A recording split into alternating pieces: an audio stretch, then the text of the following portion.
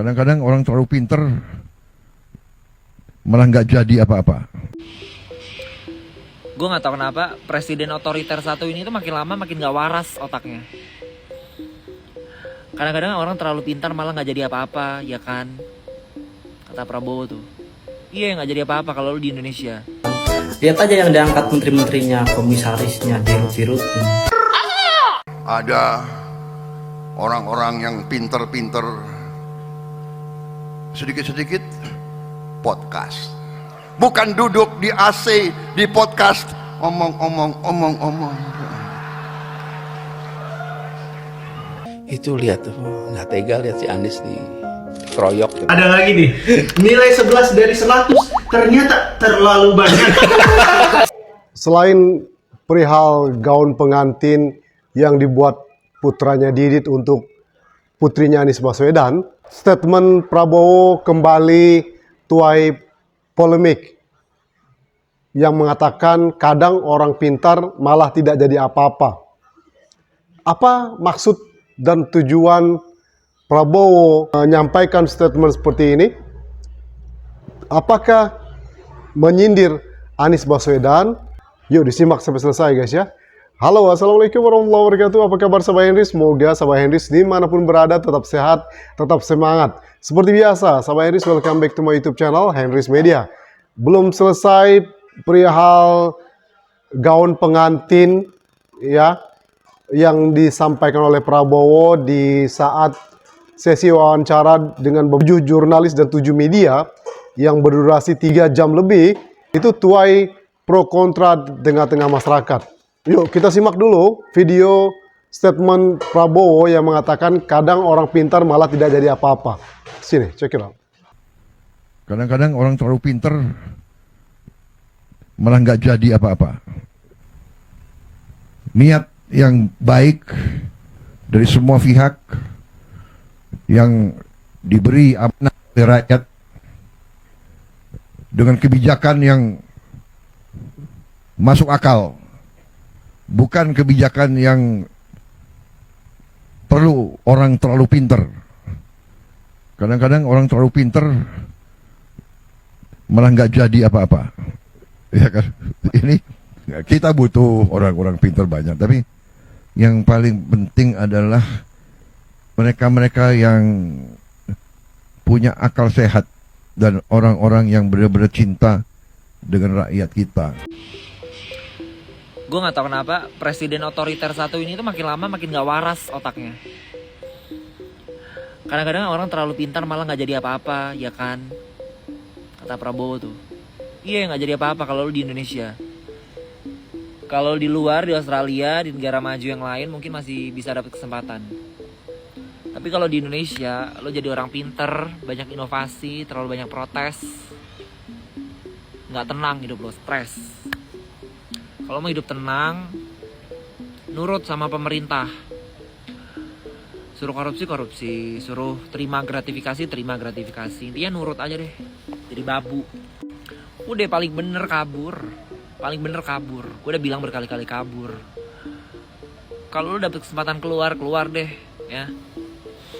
Timbang di negara sendiri kayak gini, presidennya sendiri yang ngomong loh. Presidennya sendiri ya yang ngomong. Kadang-kadang kalau orang terlalu pintar malah nggak jadi apa-apa tuh. Kata dia tuh, bukan kata gue, kata presiden. Sebenarnya ini permasalahan di Indonesia ini kompleks ya. Cuman masalahnya yang sering diterapkan di Indonesia itu politik balas budi. Prabowo tuh menang juga karena udah kong kali kong dengan para koalisinya, dengan para politisi, udah bagi-bagi suara, akhirnya dikumpulkan menjadi 58 itu. Udah ini kan aman, makin aman tuh undang-undang dibuat tuh kan. Ntar lagi hilang juga nih gue, amit-amit. Sebenarnya gue yakin orang Indonesia tuh yang pinter banyak ya, cuman mungkin nggak nampak aja atau nggak masuk ke politik. Karena yang masuk ke politik tuh rata-rata orang-orang yang kayak gitu. Cuman buat nyari power aja, mereka tuh nggak kompeten dalam bidangnya gitu. Even untuk membidangi sesuatu aja, lo tuh harus masuk ke partai politik dulu gitu, baru lo akhirnya bisa mendapatkan jabatan itu untuk ngerunning departemen. isinya orang-orang kayak itil semua, yang bagus mungkin 1-2, sisanya itil, tempi, kontol, tau gak? Kasar kan gue ngomongnya, udah gue keluarin semua bahasa-bahasa binatang, bahasa hewan. Gak ada sopan santun buat pejabat-pejabat di Indonesia, gak ada ya, kayak tempe semua. Bener ini kata presiden kita, orang pinter malah gak jadi apa-apa di Indonesia. Karena orang pinter akan kalah dengan orang dalam. Orang pinter kalah dengan orang yang menjilat. Orang pinter kalah dengan orang-orang yang berkhianat. Orang pinter kalah dengan orang-orang yang joget-joget. Dan yang terakhir, orang pinter pasti akan kalah dengan orang yang IPK-nya 2,3. Katanya orang yang terlalu pintar malah nggak jadi apa-apa. Berarti yang jadi apa-apa sekarang terlalu apa ya? Terlalu bodoh, terlalu rakus, terlalu kolot, terlalu ngibul. Pernyataan ini datang dari orang yang memimpin 270 juta lebih rakyat. Tapi alih-alih mendorong kecerdasan, yang dihargai justru kedunguan. Lihat aja yang diangkat menteri-menterinya, komisarisnya, dirut-dirutnya. Video berdurasi 3 jam lebih saat sesi wawancara antara Prabowo dan juga 7 jurnalis dan 7 media, tapi yang tidak diundang itu tampaknya Tempo dan Metro TV. Karena Tempo jelas-jelas membongkar banyak hal gitu ya. Polemik-polemik yang terjadi, juga Metro TV dengan satirnya, berita satirnya, ya kan? Nah, tapi tidak diundang. Dalam video berdurasi 3 jam lebih tersebut, ya, banyak hal-hal yang jadi pembicaraan publik gitu ya. Salah satunya gaun pengantin itu sindir Anies Baswedan, karena kalau tidak sindir Anies Baswedan mungkin tidak ke-up beritanya ya. Jangan-jangan Pak Prabowo ini malah nebeng namanya besar Pak Anies Baswedan gitu ya. Karena jadi pemberitaan kan, banyak dibahas orang. Dan juga para komika itu malah sindir, malah mengatakan nilai 11 dari 100 untuk Prabowo itu malah kekecilan malah. Bahkan mungkin bisa jauh lebih kecil karena melihat dari dialog. Belum. Presiden diwawancara lebih dari 3 jam. Barang siapa yang berhasil menonton dengan kecepatan 1 tanpa di skip, tanpa mengelus dada, niscaya dia akan berhasil dengan lancar melewati jembatan Shiratal Mustaqim. Masuk surga jalur fast track. Dan buat kalian yang mau nyari momen terbaik dari video berdurasi 3 jam 26 menit ini, bisa langsung skip ke 3 jam menit 25. Karena sisa ke belakangnya omong-omong semua. Tapi ya, dibanding nonton videonya, lebih seru baca kolom komentarnya. Pak, jawaban Bapak tuh semuanya kayak orang ngedongeng. Video ini sangat solutif bagi saya yang memiliki gangguan pola tidur. Saya tadi malam susah tidur, nonton video ini cukup 15 menit sudah tertidur pula sampai subuh. Terima kasih Pak Prabowo. Alhamdulillah, setelah saya menyelesaikan video ini, saya dapat meningkatkan zikir saya. Istighfar setiap kali Bapak Presiden tercinta menjawab pertanyaan. Ada lagi nih, nilai 11 dari 100 ternyata terlalu banyak. Oke gas, tambah 2 torang gas. Interview Prabowo dengan para pemret semakin meyakinkan gue bahwa Presiden Prabowo memang mengarah ke civil phobia. Apakah demo-demo itu murni atau ada yang bayar? Kekuatan-kekuatan asing yang ingin adu domba. Mohon izin Pak Presiden, mohon izin biar santun sesuai keinginan Opung Luhut. Pak, kenapa Bapak senang banget menuduh kritik publik, gerakan publik itu dengan gerakannya asing? Bukannya Bapak sendiri yang ngundang asing ke dalam administrasi negara ini. Tony Blair, mantan Perdana Menteri Inggris, penjahat perang, Bapak undang ke Danantara. Thaksin Shinawatra, mantan PM Thailand, koruptor besar, bahkan kabur dari negaranya, Bapak undang ke Danantara. Bukannya Bapak yang undang asing ke sini. Asal demonya damai, tidak mau menyulut kerusuhan. Mohon izin Pak Presiden, jangan ngajarin rakyat soal aksi damai. Aksi Kamisan 18 tahun berdiri di depan istana, damai bahkan cenderung kelabu. Pernah nggak Bapak mampir, terutama pas menjabat? Karena setahu saya nama Bapak konsisten disebut sebagai salah satu terduga pelanggar HAM. Demo kenapa? Bisa di London, di Amerika, di mana demo nggak usah merusak. Mohon izin Pak Presiden, kalau Bapak nyuruh kita referensi demonya ke luar negeri, mereka lebih sadis Pak. Di Perancis, polisi dilempar sama bom kotoran manusia. Di Amerika, jembatan Golden Gate itu sampai ditutup. Bacot berkilo-kilo. Di Serbia, ratusan ribu, puluhan ribu sampai nginep di jalanan sampai malam, sampai pagi. Di kita Pak, paling cuma ngomong endasmu. Itu juga karena Bapak yang ngajarin kan. 100 demonstrasi, berapa kasus abusif? Mohon izin Pak Presiden, justru pertanyaannya aksi mana yang gak dapat kekerasan dari aparat? Puluhan kota, puluhan titik aksi tolak RUU TNI. Gojek, medis, masa aksi, sipil, pers, semuanya kena kekerasan. Yang mana yang enggak Pak? Kalau ada abusif, investigasi dan kita harus proses secara hukum kalau abusif. Mohon izin Bapak Presiden, kalau Bapak bilang yang abusif harus dihukum, copot Kapolrinya sebagai langkah pertama. Karena Bapak bilang ikan busuk dari kepala. Kalau memang ini bukan permintaan Bapak, mungkin permintaan bawahan Bapak. Jadi ayo dong, walk the talk. Saya mau ketemu lah. Mari kita bahas ya kan. Mungkin tidak usah di publik ya. Tokoh-tokoh yang Indonesia gelap. Mohon izin Pak Presiden, kalau mau ngajak diskusi tertutup tokoh yang buat Indonesia gelap, kabur aja dulu. Percayalah nggak mungkin Pak, karena nggak ada. Kita leaderless. Tagar ini milik semua warga sipil yang marah. Jadi kalau Bapak betul-betul penasaran sama kritik kami, kritik publik, kami tunggu di jalan. Gak usah takut sama kami. Kami nggak punya senjata. Yang punya senjata itu aparat yang Bapak selalu bela, tapi selalu mukulin kita. Kan di situ ada jurnalis ya, dalam 3 jam, durasi 3 jam itu tampak ditunjuk-tunjuk oleh Prabowo. Harga pupuk, kemudian pertanian, oke. Tapi 130 hari Presiden Prabowo juga diwarnai oleh demonstrasi. 22 Agustus, peringatan darurat, mahasiswa dan civil society mendemo karena parlemen pada saat itu melakukan upaya-upaya untuk menggagalkan, merevisi putusan MK yang berkaitan dengan Undang-Undang Pilkada. Sikap dari aparat masih abusif. Termasuk juga demo berkaitan dengan pembahasan rancangan Undang-Undang TNI. Jadi pertanyaan saya Pak, satu, bagaimana Presiden melihat demo mahasiswa dan civil society dan penanganan oleh aparat yang masih abusif, jelas-jelas bahkan petugas medis aja kena kasus kekerasan, ambulans dibelokkan ke Polres, ya, terutama yang belum lama ini ya, yang RUU TNI. Kedua, apa sih urgensinya RUU TNI harus dibahas begitu cepat? Ini kan masuk proleg nasional 2025 18 Februari. 20 Maret itu sudah sidang paripurna. Jadi apa sebetulnya urgensi bahwa Undang-Undang TNI harus segera direvisi?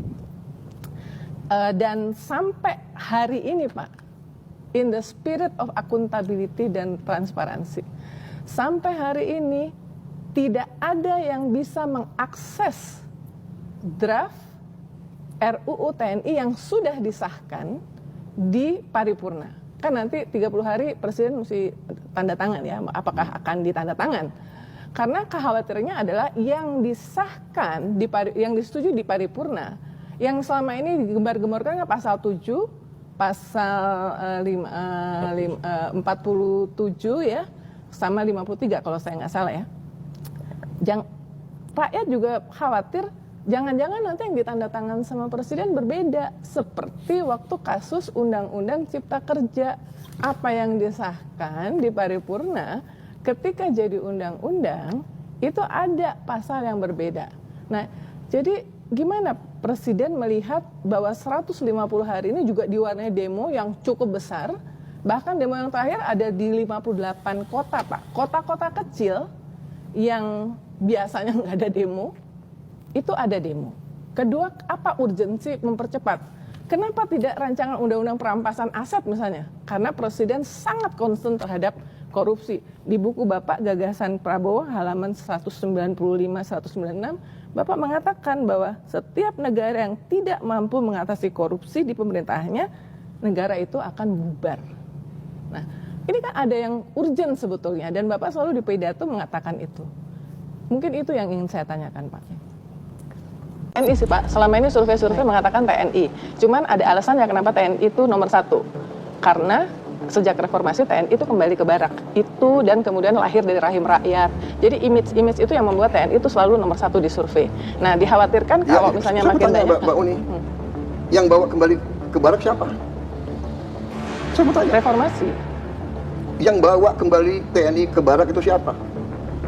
Pemimpin TNI sendiri. Ya. Kita sadar waktu itu. Pak Wiranto, Pak Yudhoyono, ya kan? Agus Wiradikusuma, termasuk saya yang dorong.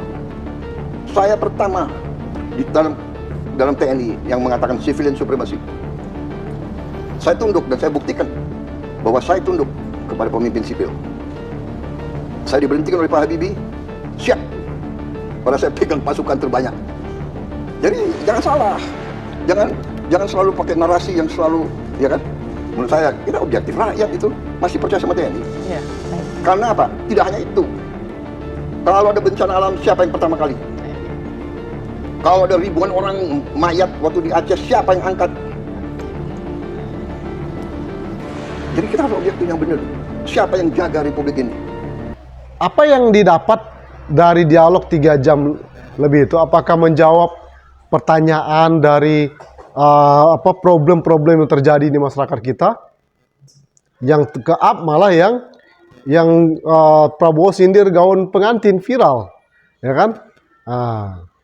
Itu yang viral, yang ke-up, dan tidak menjawab apa yang menjadi pembahasan polemik yang sekarang terjadi, termasuk IHSG yang anjlok, kurs rupiah tidak menjawab gitu loh, polemik yang terjadi. Bahkan yang untuk Hasan Nasbi itu ya, itu terkesan membela ya staf kepresidenan ya, terkesan membela stafnya gitu loh, ya, terkesan membela ya.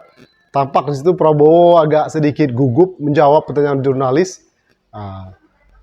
Dan ini kabarnya juga dia akan mengundang berbicara dengan tokoh-tokoh Indonesia gelap gitu ya, Ferry Apsari, mungkin Rocky Gerung atau lain sebagainya macamnya.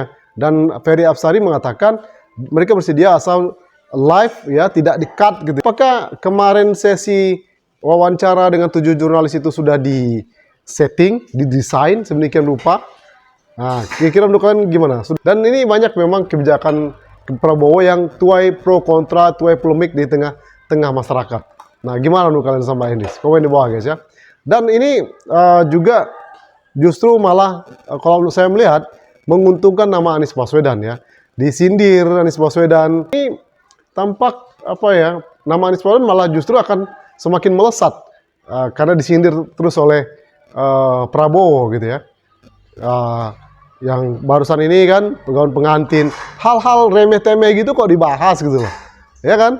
Nah itu kalau saya melihat memang kayaknya mungkin ada tujuan politisnya tinggi gitu ya. Kenapa hal gitu disindir-sindir? Ya nanti kan ya akhirnya kan kemarin seperti di video saya katakan muncul gimmick, muncul narasi, penggiringan opini. Wah, Anies Baswedan gitu aja nggak mampu bayar dan lain sebagainya. Akhirnya ngutang dan lain sebagainya. Padahal itu terungkap itu atas inisiatifnya siapa? Atas inisiatifnya Didit sendiri. Di situ kan ada kan kata jurnalis itu inisiatif Didit sendiri memberikan hadiah gitu loh. Tapi kok malah diungkit-ungkit gitu loh. Nah, ya mungkin ini kan jadi rame. Jadi gitulah. Kalau saya melihat begitu. Jadi Prabowo mudah sekali memancing pembicaraan publik sehingga publik jadi lupa nih apa yang sekarang terjadi. Ya, polemik pro kontra, apalagi nih di tengah Lebaran kali ini kan, itu banyak isu-isu ya, dolar terus naik, kemudian ini para menteri Prabowo saat Prabowo ke luar negeri itu malah sowan ke rumahnya Jokowi di Solo, bahkan ada ini Bahlil itu naik private jet. Jadi ya betul kata Prabowo, jadi nggak perlu orang pintar, yang penting orang seperti diangkatnya Fahri Hamzah sebagai komisaris BUMN gitu ya. Orang dekat, pendukung, circle, atau orang apalagi yang Abu Janda itu loh. Kok bisa jadi komisaris itu kan. Nah, jadi emang nggak perlu orang pintar, yang penting ya kan, yang penting bisa nyerang Anies Baswedan, ya bisa dekat dengan pemerintah. Ya. Jadi mungkin seperti itu, bener nggak sama Anies? Jadi statement itu wajar ya kan. seperti kata Pak Prabowo, karena nggak penting orang pintar, yang penting support dia ya, bisa berseberangan dengan Anies Baswedan atau bisa dari circle-nya Pak Prabowo, mungkin seperti itu ya kan. Nah gimana sama Anies ya. Oke, itu saja video kali ini sama Anies. Thank you for your attention. One more time, don't forget to subscribe, like, comment, and share. See you next video. Assalamualaikum warahmatullahi wabarakatuh. Bye bye.